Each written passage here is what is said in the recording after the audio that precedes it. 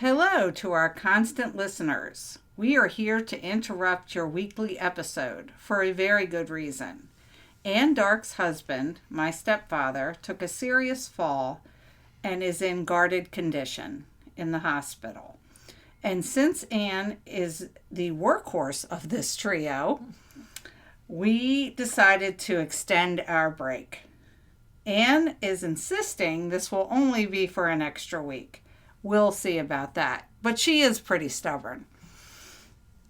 And she misses this terribly. Yes, she does. Kathy and I will not leave you empty-handed or empty-eared, shall we say. We have prepared a few interesting mystery-inspired tidbits. Bear with us. We are not going to edit this, so buckle up. It's truly going to be a bumpy ride. Well, first I found an article written by Faye Snowden, and this is one of our former episodes. We interviewed Faye Snowden a while back. She was delightful. Yes, she was. And she wrote an article that was published in Crime Reads, and it was published on July 6th. It's all about Southern Gothic crime fiction, a palimpsest and primer. And I'm just going to read some excerpts from it. Elements of the Gothic permeate every aspect of American media.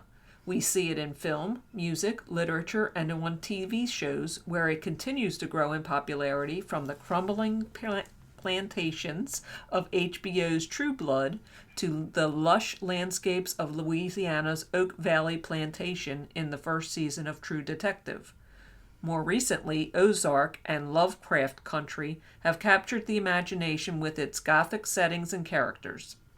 It's no surprise that the Gothic is making its presence felt in the pages of crime fiction. But why should we care?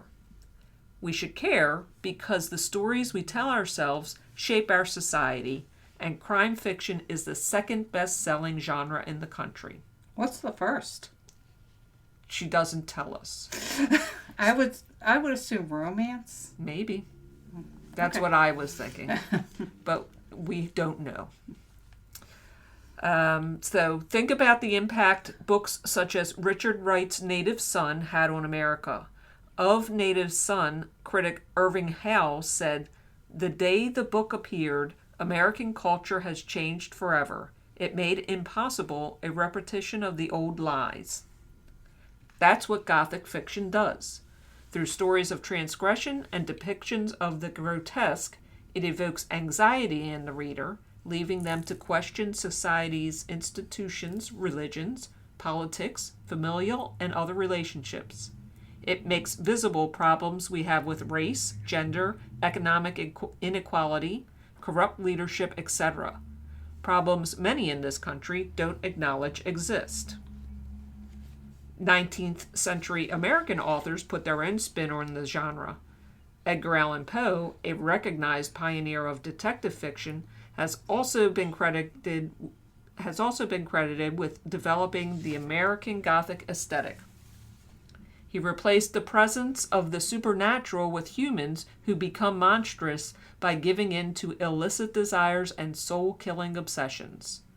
In American hands, the monster is an ordinary human being. Two other features distinguish American Gothic from its European counterpart. The first is the return of ideas, brutal realities, and anxieties that have been repressed, especially those related to the dichotomies on which the country was founded. Example, freedom in the midst of slavery. The second is race, or fear of the other, which becomes even more pronounced in the Southern Gothic narrative. So here's a list of things that Faye tells us you will find in Southern Gothic. Southern Gothic crime fiction authors often employ themes that signal the return of a repressed past that destroys the myth of the present, battles between good and evil, allusions to the supernatural, a voice from beyond the grave, or unexplained events, religious corruption, obsession with death, the fear of death, and violence depicted in ways that may unsettle the reader, plots that transgress social boundaries, sometimes in ways that thrills the readers.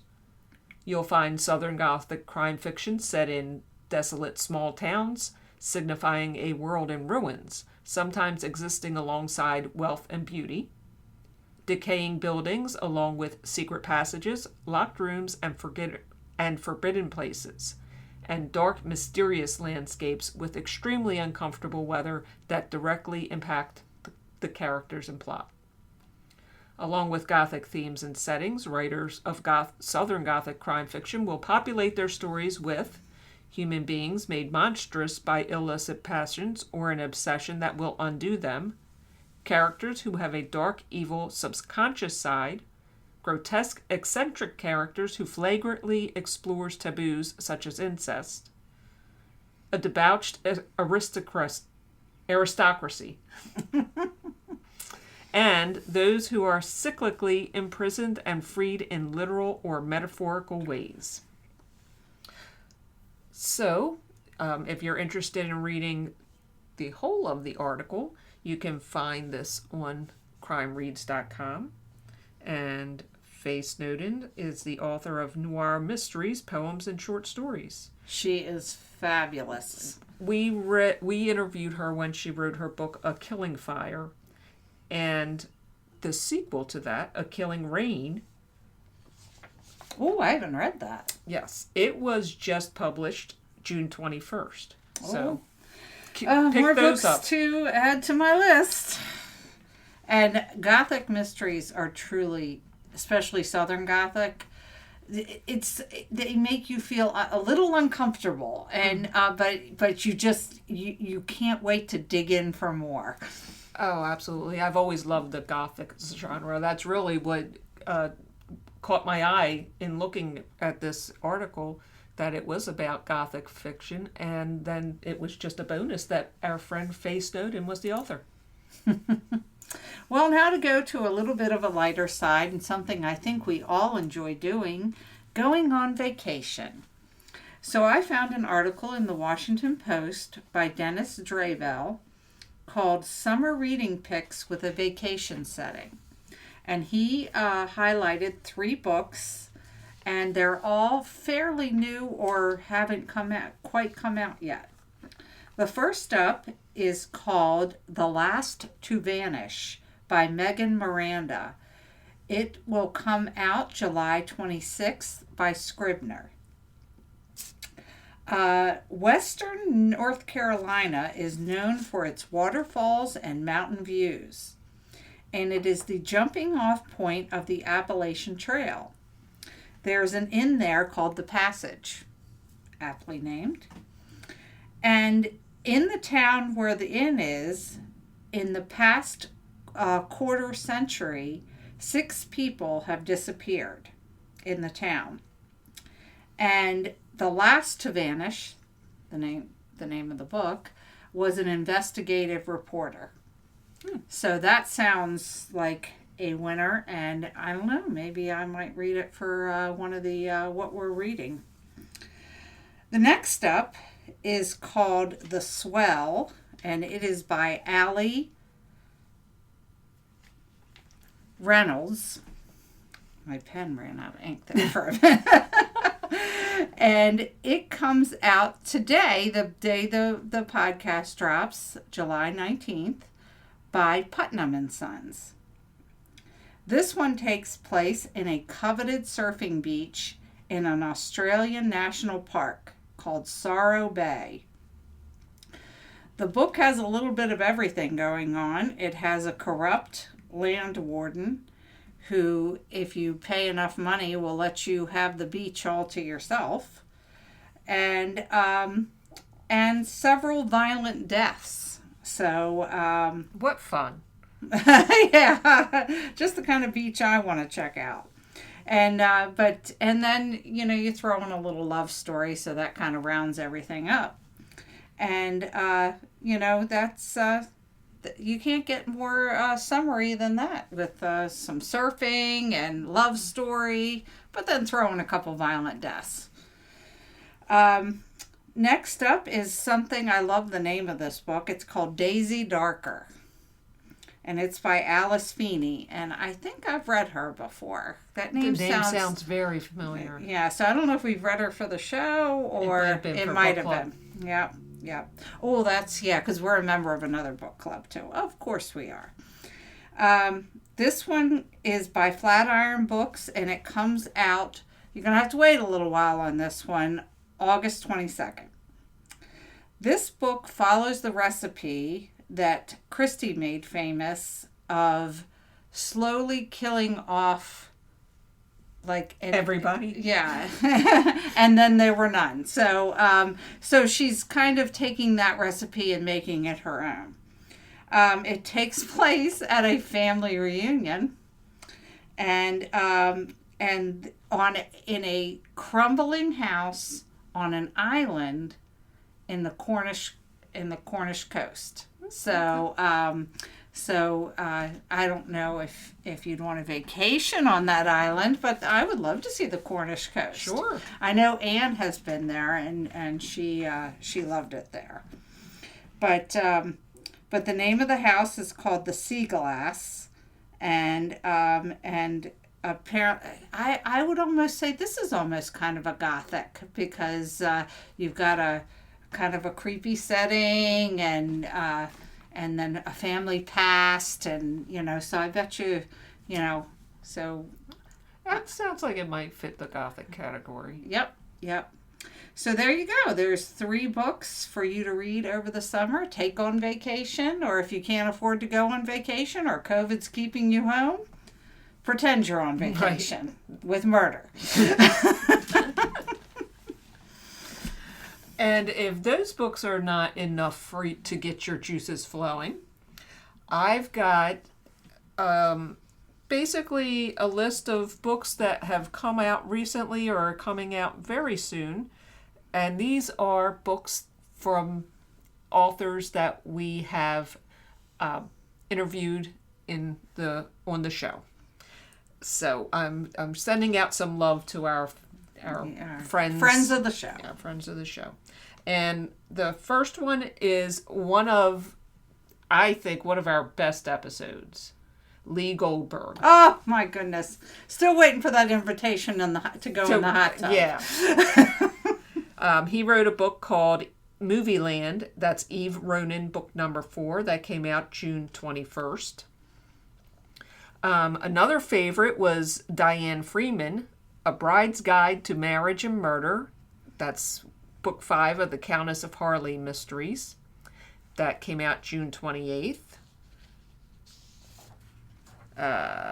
Fatal Witness, Detective Erica Foster, book 7 by Robert Brinza. July 5th. I love him. Let's see. Anne Cleves came out with a Vera Stanhope novella. That's book 9.5. Oh, interesting. Yeah. The Woman on the Island came out July 5th. July 5th was very popular because also one of my favorite episodes was Mark Billingham. The Murder Book, Tom Thorne, number 18. Let's see, another July 5th, Tess Gerritsen, one of our very first and in Agatha's Footsteps authors. Listen to Me, Rizzoli and Isles, book number 13. I'm so glad that she's embracing that, even though the TV series isn't on anymore. That they'll always live on in the books. Yeah. Yeah. Well, I mean, if you keep having ideas, just keep writing them. Yeah. Just keep writing. Yes. And here's another really, really oldie but goodie. Thomas Fincham. He was all the way back in episode and number 8. We never interviewed him, No. but we featured him. When we first started doing the podcast, we came up with this crazy idea to go through the alphabet, and he was our F. Yes. Yes, he was number F. Number F. He wrote a book called The Rose Blood, Echo Rose, book number 6. I don't think that was the series that we featured. I can't. It was a reporter. I remember something about a reporter. This one came out July 11th, so obviously he's been writing quite a bit since we first came across him. Leslie Budowitz, Peppermint Barked, Spice Shop Mysteries number 6 will come out July 19th. And we met her in person at Malice. Yes. Another one we met in person at Malice, Vicki Delaney. Murder Spills the Tea. Tea by the Sea Mystery, book number 3. And that will come out July 26th. God, these people, they're just right.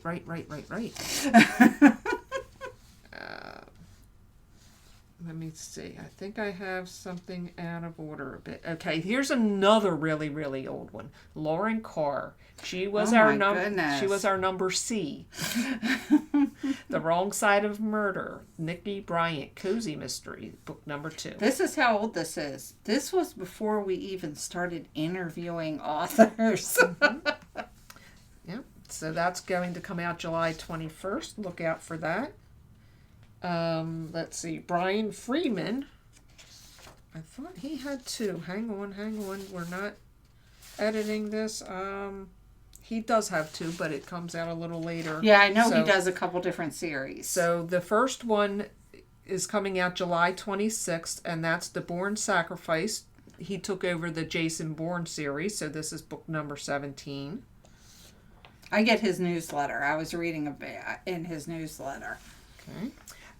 One of our very, very, very, very favorite authors, Kathy Ace, is coming out with The Case of this Disgraced Duke.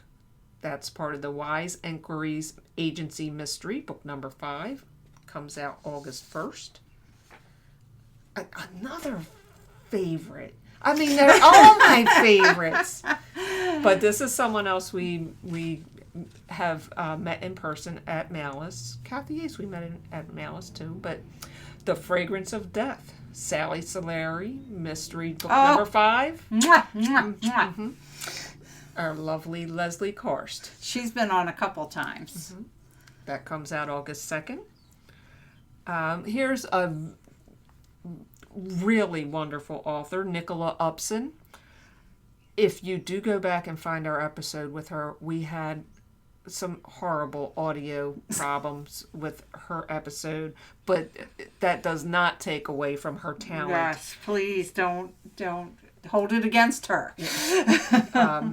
This is a Josephine Tay mystery, book number 10, and they really are wonderful books called Dear Little Corpses. That comes out August 9th.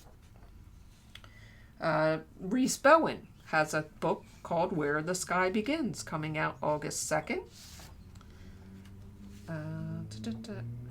Round Up the Usual Peacocks, Meg Lanslow, book number 31 by Donna Andrews. Comes out August 2nd. Another lovely person we met at Malice. And finally, the other book by Brian Freeman called I Remember You comes out August 9th. And I tell you what, we have over 200 episodes. And when we say that, that we love these people, we truly do.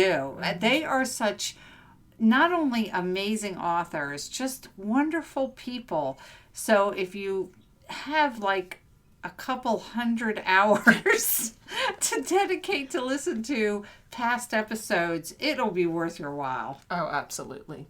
And these people, they, like I said, they just write and write and write. So even if the book that we featured is kind of dated now, they have plenty of new stuff. Yep. Obviously. And the internet is a wonderful tool that, once you hear about them, you can go search their websites, and we try to provide that on each one. Now for a little housekeeping, and it's just to remind you that that in the month of August we will be doing a full book review for a book called On a Quiet Street by Serafina Nova Glass. And we're asking for our listeners to read this along with us and send in your impressions. And we're hoping that you actually really read the book, because when we talk about this, we are going to be including spoilers. So please, and if you haven't read it, stop the episode, go read the book, and then, because we don't want to ruin it for you. But we used to do this a lot in the beginning, and we thought we'd revisit it, and because we have a lot more listeners now, and we're hoping you read this along with us. And send in your impressions to Dark's.